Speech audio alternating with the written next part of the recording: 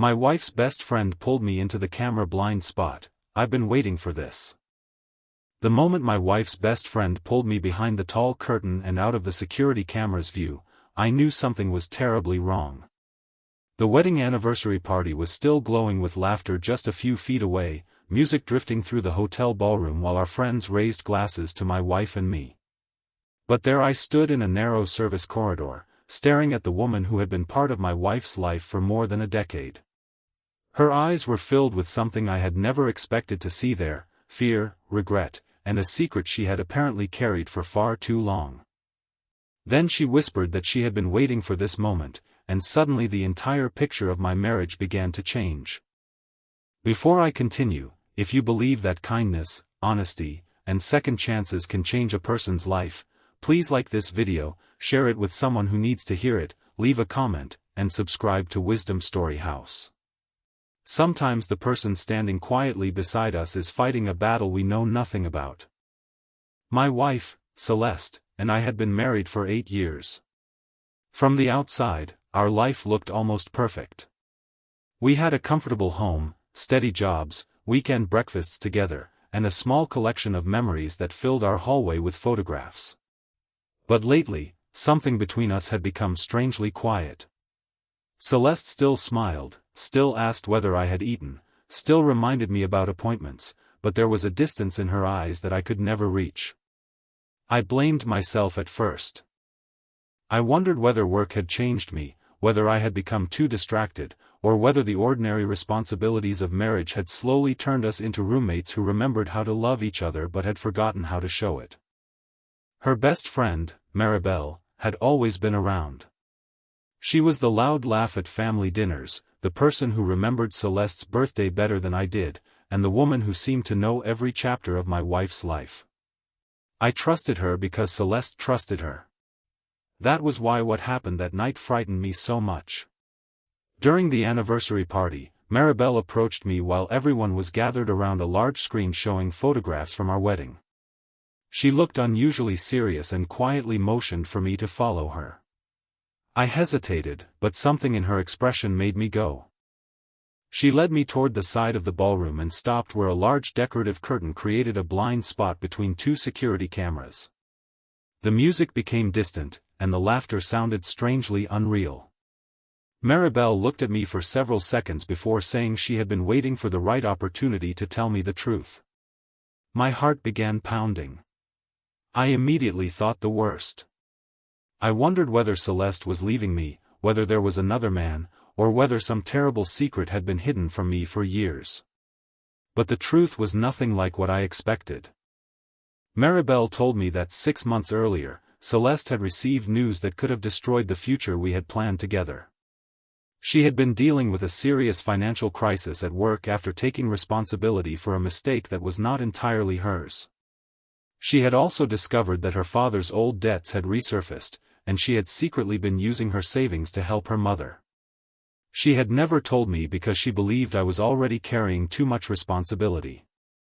She thought that if she told me, I would sacrifice everything to save her, just as I had done before, and she could not bear the thought of becoming another burden in my life.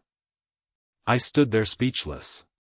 All those months when I thought Celeste was pulling away from me, she had actually been trying to protect me. Then Maribel revealed something even more painful.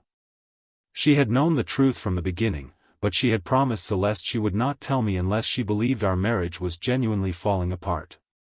And lately, she had watched me become so convinced that Celeste no longer loved me that she was terrified I would make a permanent decision based on a misunderstanding.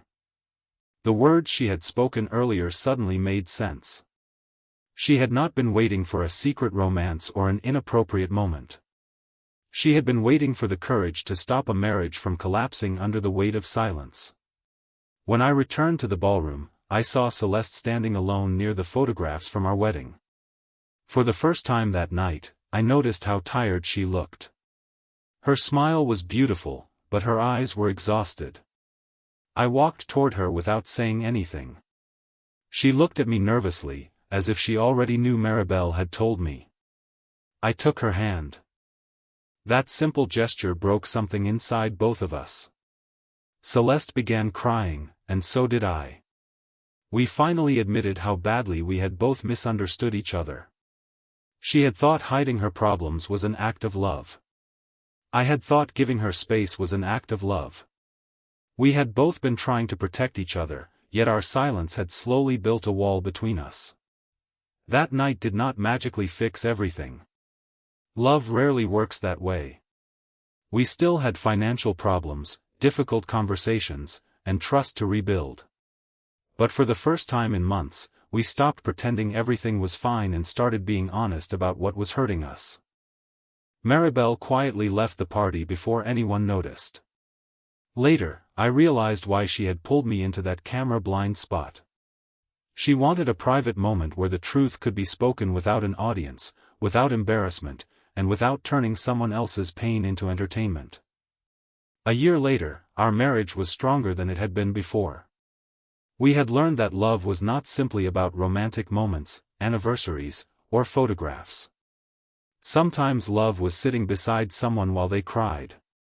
Sometimes it was admitting that you were scared. Sometimes it was telling the truth when the truth might hurt. And sometimes, unexpectedly, love came from a friend who was willing to risk being misunderstood to protect someone she cared about.